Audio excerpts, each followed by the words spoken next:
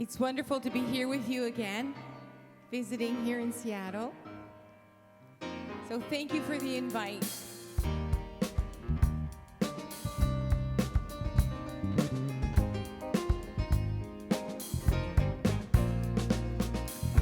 Listen, gather round. I found something that you can use. And if you listen well, I'm here to tell you, you cannot lose. A simple song, a simple melody, to remind you that you can be the greatest ever, defeated never. Even though sometimes you may lose, oh my, yes you can. You can do anything if you try.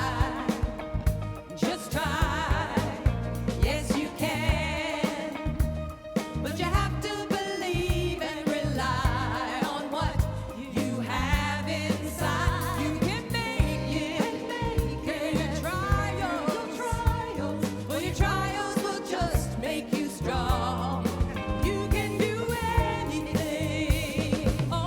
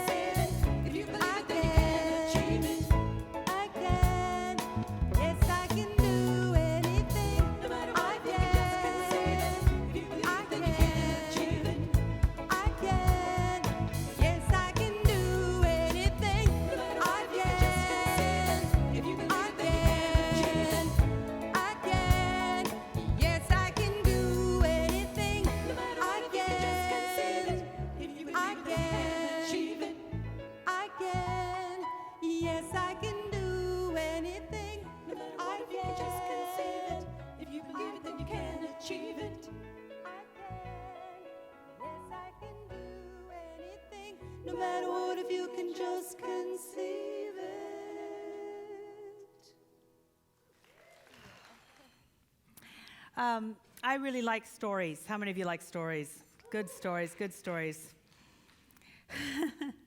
And some stories are just recycled over and over again, which you may hear today. Joseph Campbell, all of you know Joseph Campbell, hopefully. If not, Google it while I'm talking.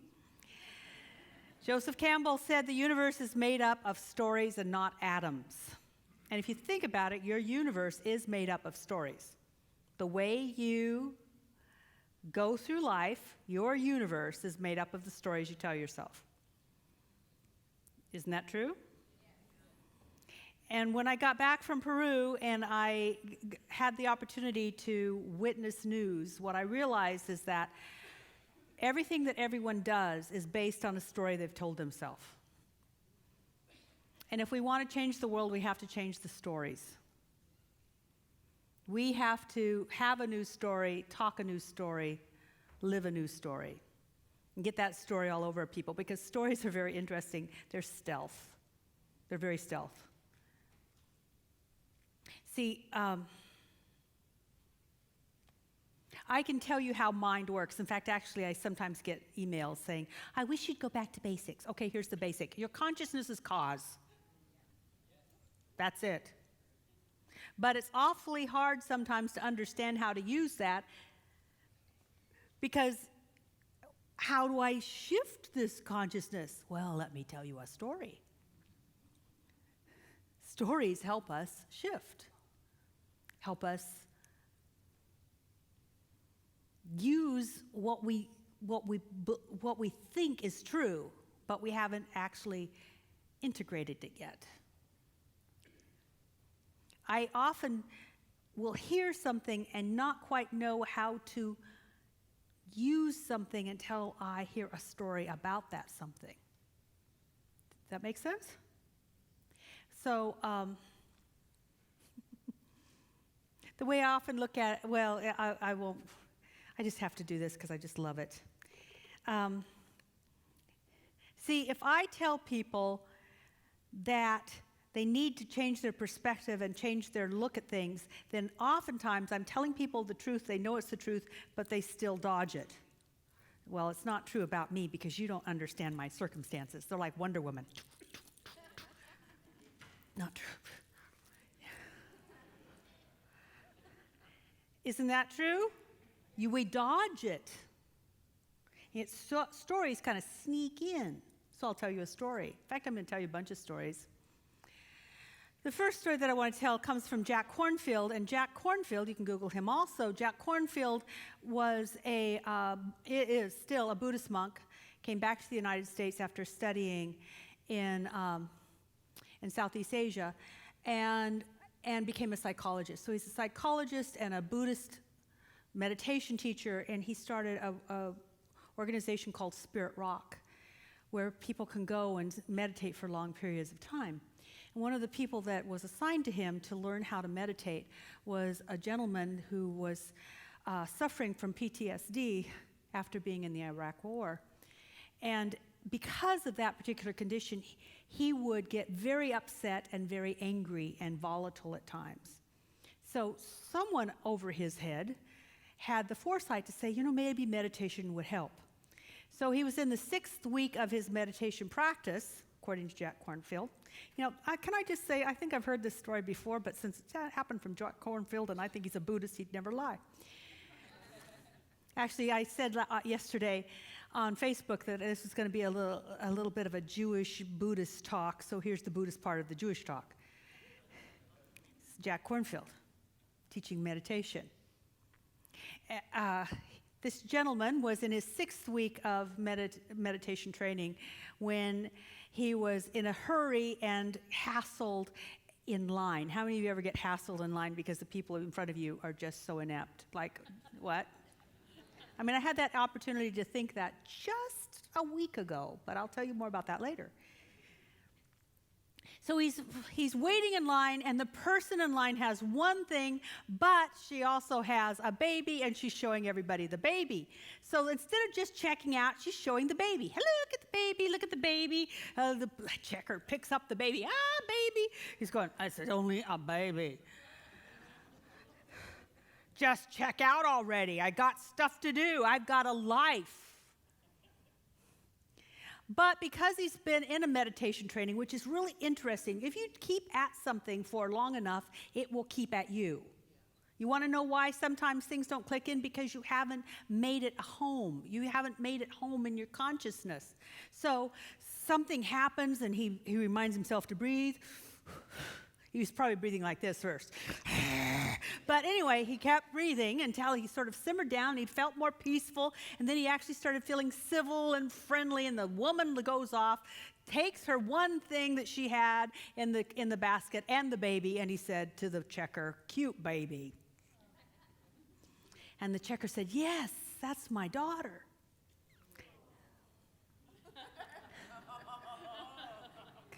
I'm not done yet. That's my daughter. Her dad died in the Iraq War, and now my mother cares for her because I do 2 shifts so I can support us all. And once a day, she brings her through the line so I can pick her up and hold her. A story changes everything. The thing is the thing, and the story about it changes everything. What we tell ourselves about what's going on changes everything, which is also very Buddhist. Buddha said, your best friend is your mind. Your worst enemy is your mind. What you tell yourself shapes everything.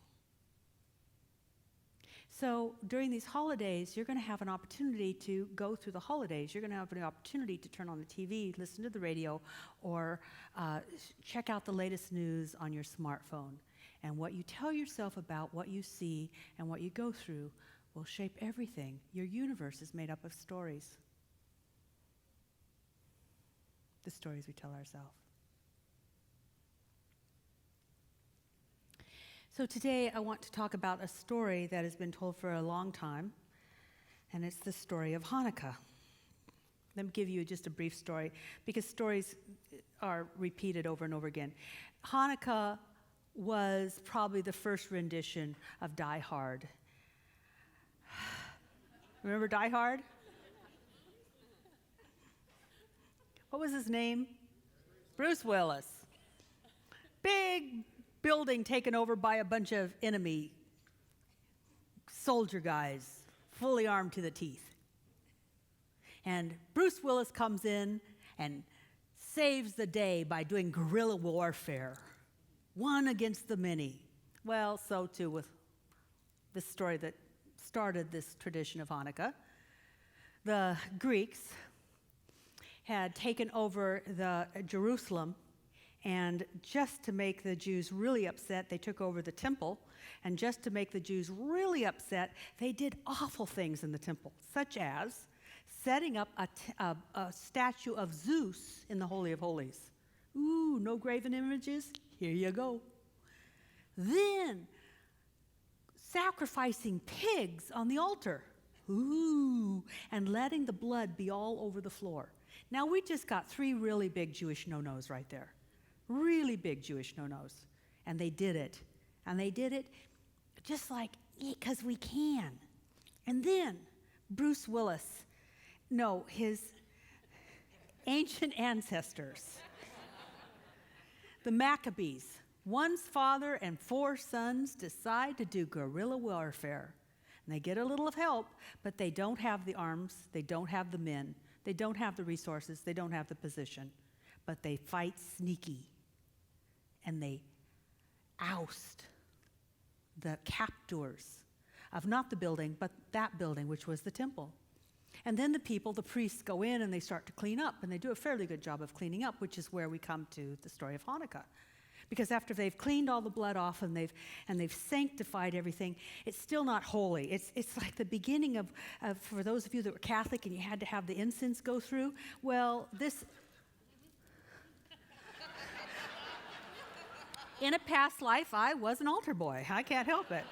I say Catholic and my arm goes like this. Anyway, so So before all of that, there was this thing with the purification that happened with kosher oil. It had to be a perfect oil that hadn't been touched by anyone else, and it had to burn for a certain length of time. And as it's turned out, they didn't think they had any, but somebody found some in the temple, found it in the temple. And they said, oh, you know, this oil's only good enough for a day, but supposedly, according to the story, it burned for 8 days, thus the beginning of the tradition of Hanukkah. Now, I did some research. Never do research. If you want a good story, do not research. Gee. And most Jewish people say everything's true except for the oil part and the burning for 8 days part. But it was a good story, and it's a nice tradition. But here's the deal. I believe stories are told and retold and retold and retold because it's a way to inform us of how we can be the best person we can be. Stories, especially stories that you find in holy books or holy traditions, whether it is the Ramayana, which I read once a year, or the Rama, the Ramayana or the Bible or the Jewish traditions and stories or whatever it is, those stories are like owner's manuals for your soul. How to be your best self. Here's a story. Because if it had just said how to be your best self, always look for the good in things. I mean, I could tell you all the things I'm going to tell you after this story, but you'd go, yeah, but except. Can't now. But a story sneaks in, and your soul relates to it because it's more about the images than it is the words. And like a stealth bomber, it goes in and starts to break up the solidification of our smallness, our habitual littleness. So back to this story, there's 2 miracles in this story. The first one, of course, just seems obvious, which is that the oil that was supposed to last 1 day lasted 8 days. Well, boy, that's a big story, and that's an important story. Because if you have enough to begin, begin. If you have enough to begin, begin. There's a gentleman who wants to go to ministerial school, and he was, you know, how many of you have ever charted it out?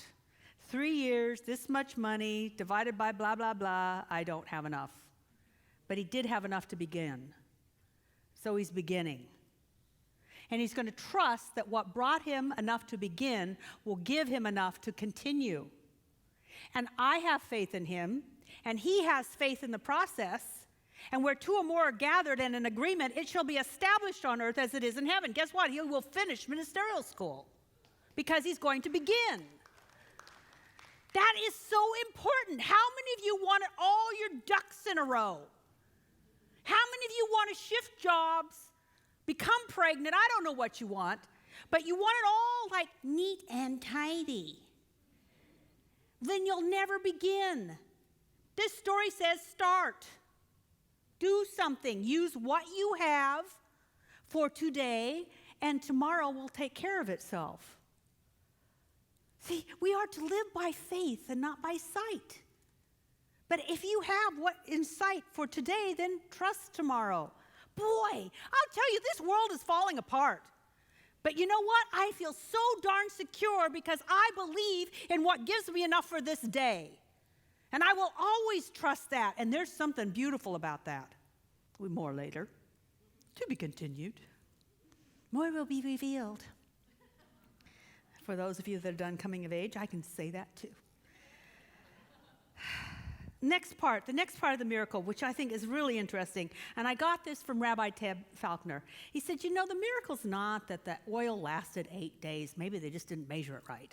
The miracle is that someone had faith in the future and hid the oil. When the temple was being ransacked, when the temple was about to be overcome, when they knew it would be defiled, someone said, you know what, it won't stay this way forever. We're going to need some oil. I'll put some away. They had faith in the future. So I want to break this down because this whole story, as far as I'm concerned, the temple being restored to its former glory, the temple being restored to its people, the people's faith being restored. This is all about restoration, and how many of you wouldn't like some restoration sometimes? To be restored to what you used to have, what you want to have, what you thought you should have. You know, I was thinking, there's so many times I just want to have what I thought I don't have restored. And the thing that comes up the most for me is I would love to have the world I grew up in restored to our young people. We grew up in a place where I could leave in the morning and come back at night. And all I had to do was show up for meals. And I ran around and I was not afraid. And there's a certain sense of freedom that I would wish that our young people would know without having to have play dates. I'm not saying play dates are wrong, but I just know a different way. So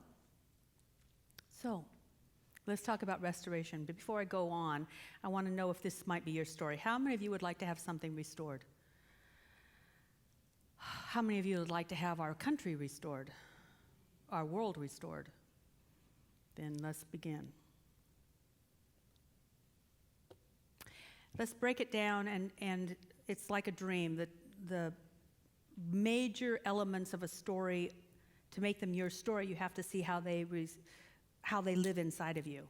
And the temple is that part of yourself where you know God, where you don't just think about God, but where you know God. How many of you have ever had the experience of knowing God in a moment, or even if it was a flash, you knew God at some moment. There was something that was greater than yourself, and you kind of knew. It's like, that is the temple. That's the holy place within yourself where spirit and soul meet and connect and commune. And that holy spot is sometimes totally ignored, and sometimes you think you have it, but it feels like it has been taken over by marauders. Crazy people took away your peace of mind. Not even your fault. They just snuck up and took away your peace of mind. They destroyed your connection with God, and it's all their fault. Right? It's not your fault. It's their fault. Instead of being the eye of the storm, you're the swirling turmoil of conditions, and you're conditioned by conditions.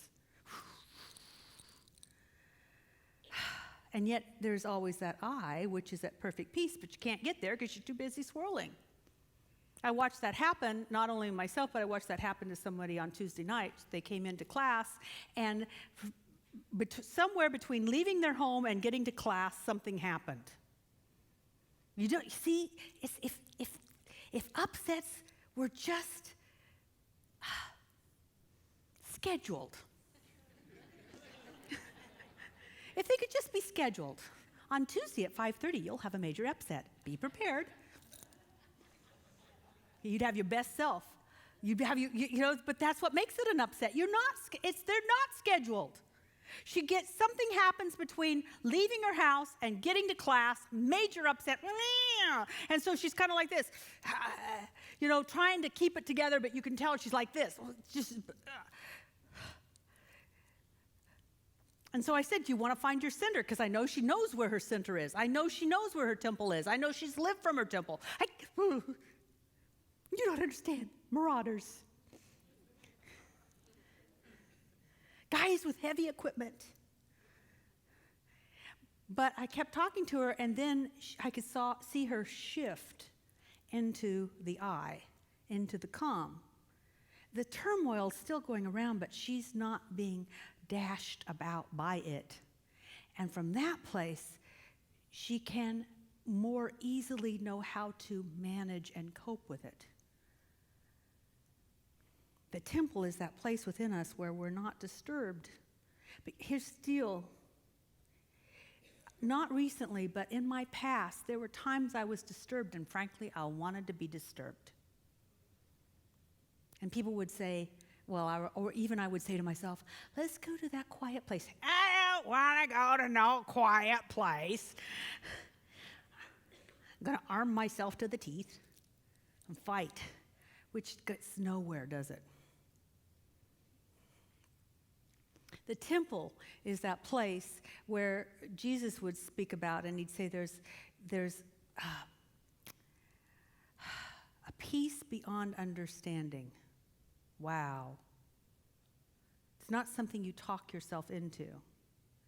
It's something that you remind yourself of, which is also Buddhist. Where am I going to put my attention? On the swirl or on the center? We get to choose. Now let's go for the leaving some oil behind, faith in the future.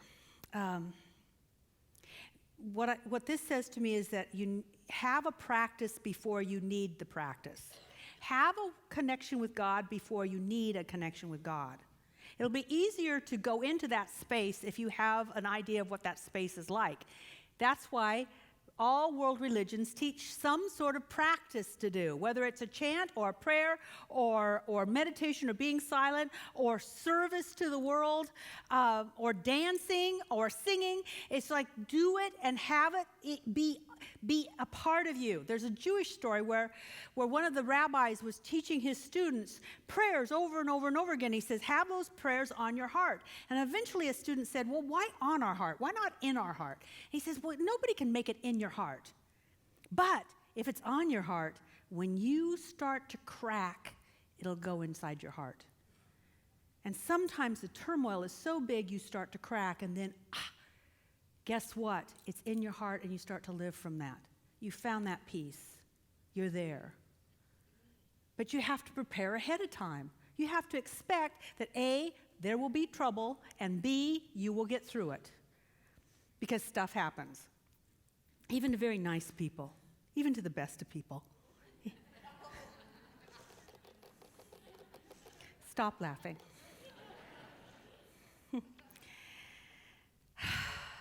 So, what you tell yourself all the time will save you or condemn you when things get tough. According to legend, because I wasn't there, when Gandhi was shot, the words out of his mouth were Jai Ram, praise God. Probably because he was always saying praise God.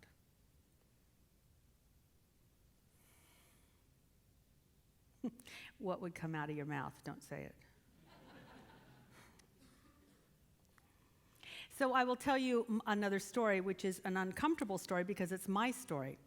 So I just got back from Peru, and I will say it is probably the worst trip I've ever had in my life. And the only good thing was the wonderful people I was with. Oh, and that everything I wanted still came about. So the first day, 8 of us got there. We got there early. 8 of got us there early, and we were sitting around a table having lunch. Sitting at a table, and my purse was on the back of the chair, and yet somebody came along and took the purse. With my passport, my husband's passport, all of our credit cards, our debit cards. Now, and this is the worst part, my makeup.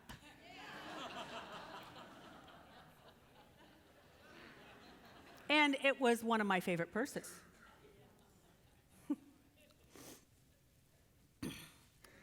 But luckily, someone had a cell phone that worked really well internationally. Another person had a computer. I got to cancel all of our credit cards, and I was with friends, so I got all the cash I could need to make it for the next week and a half, over a week. Because, boy, there was a lot to do. It costs money to get new passports. It costs money to pay somebody to take you and move you through the embassy and then through the immigration system in a place that doesn't speak English. Wow. And yet we were shuffled along, easily moved. And the first thing that I got when I got back to Cusco is Kevin Cosner, who's always there to sell us things, gave me a gift. Kathianne, I'm so grateful to see you. And he gave me a gift. You know what it was? The neatest purse. I thought that I had missed my favorite shaman in the world, and he had gone home, and he had gone home. But all of a sudden, the next morning, there he was out of nowhere. And I got a blessing and a healing from him.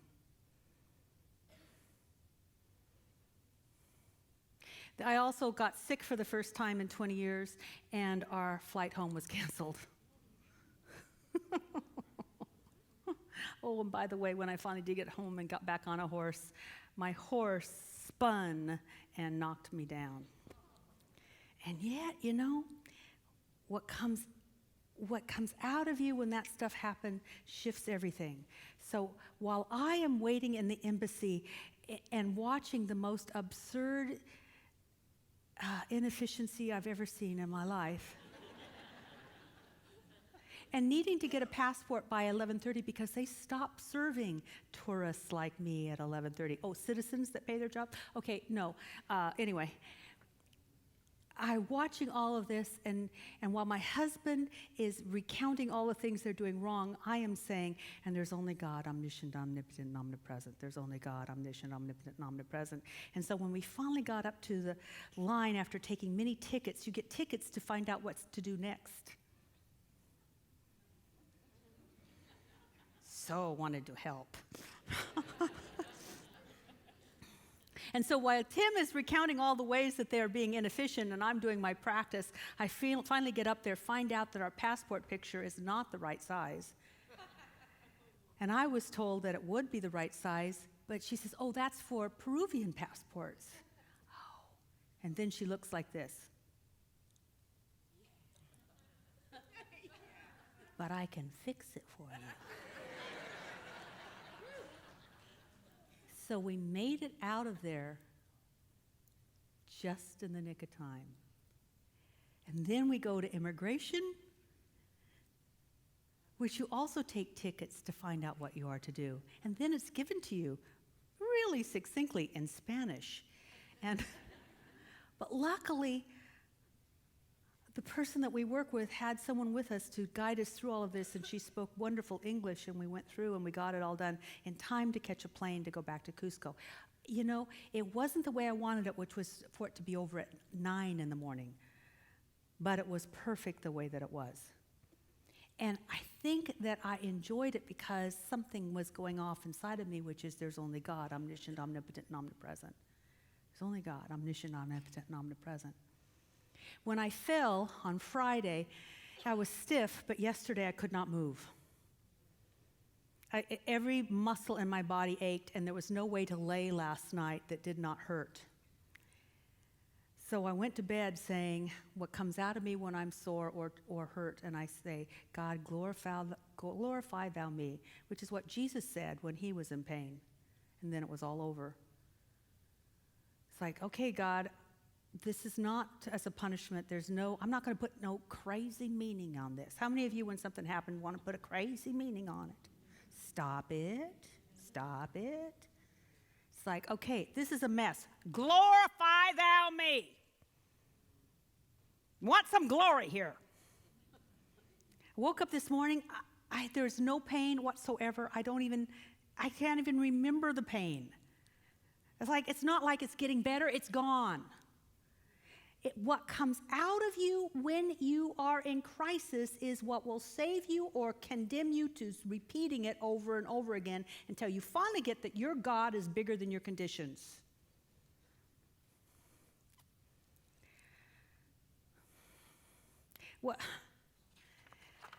So let's go for,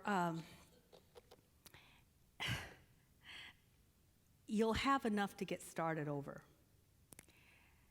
The temple cleanup was about the future. Do you understand that? The temple cleanup was not so much about, we're going to get them. Okay, let's get an army and go after them. They're running, this is our chance. No, it's about the future. Let's clean this up and let's move forward. Let's have the kind of life we want to have. I love my husband, but unfortunately, every time anybody talked about what was going on, he wanted to tell about the women that took my purse. And then he wanted to get because it had been recorded by the restaurant we were at. He wanted to get a thumb drive of it so that he could get pictures of them and pass them around in a city of 8 million. That's not going to move us. I don't care.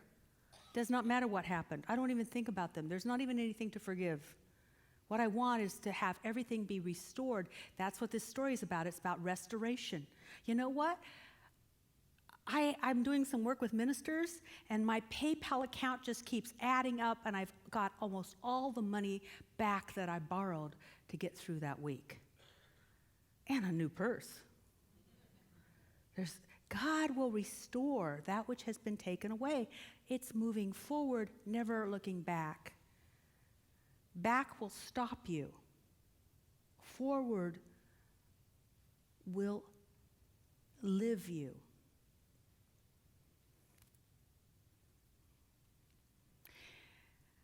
I can't and I need to stop looking at the way that I grew up and wanting everybody to live that way too. That's looking backwards. But I can restore my faith in God and the future that the divine has in store for us, and it may not look the same. I don't have the same purse, but I have a purse. I don't know. What if God's idea is even greater than my idea, which is really what restoration is?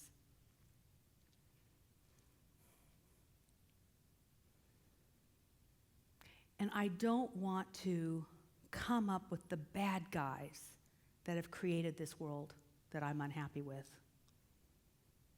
I want to be the place that is dedicated to a future that is viable for everybody. And I think that that's what many of you are called to do also.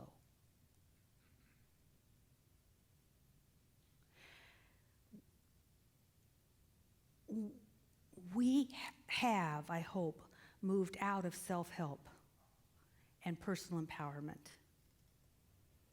The world needs a huge menorah, and it's calling for people to rise up and shed light, the light of understanding and compassion and possibility for everybody else. If that appeals to you, let us pray.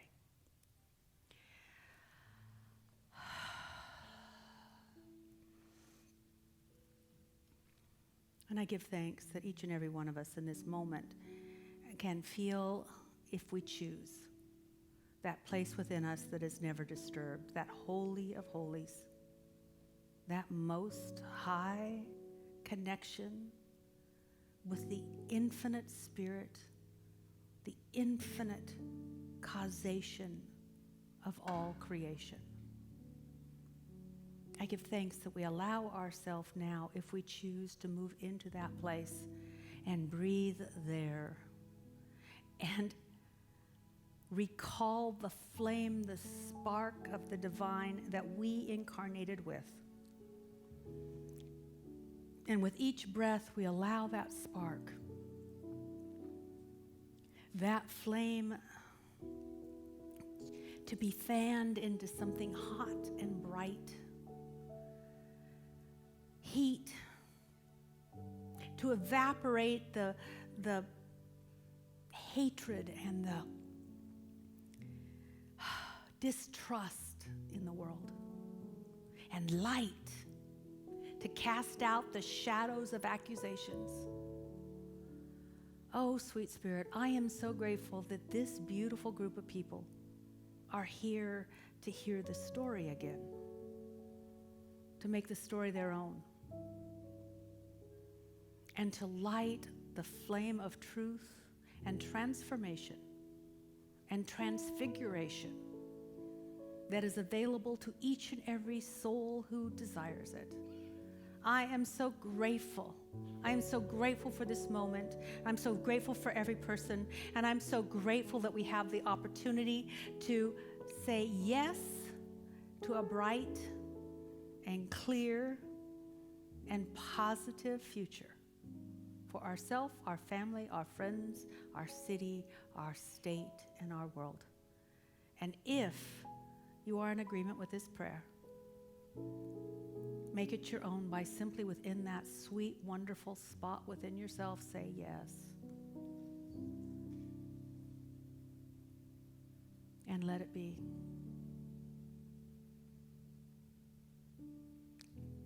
And the light that you have this day will burn through your week, through this season, through the coming year, as long as you need it. And so it is.